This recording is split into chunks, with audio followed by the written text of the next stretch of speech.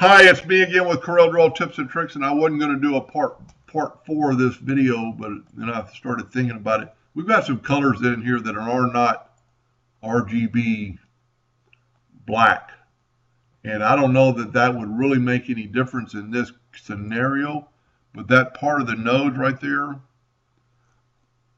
I'm going to have to put that to the back of the page.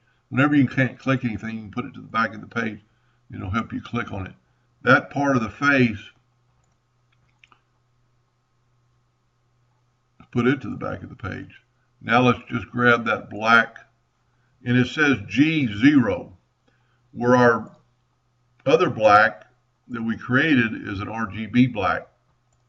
But whenever we click on some of this stuff, it just says G0, which I've never really seen before, where if you made a black and you hover over it, it says black 000, even though it's an RGB black.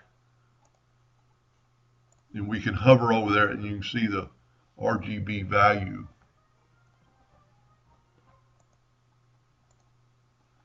There we go, 000 and all the color. So we need to get rid of those other colors that are just that G black.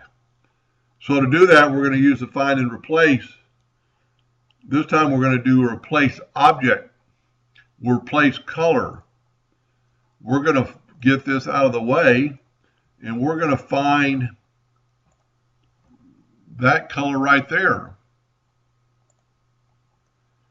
And we're going to X out of that, and we're going to replace it with a RGB black.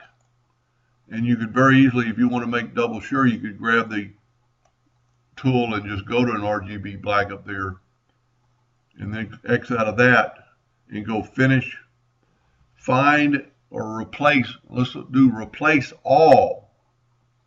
It's going around there, it's already finished its search, X out of there.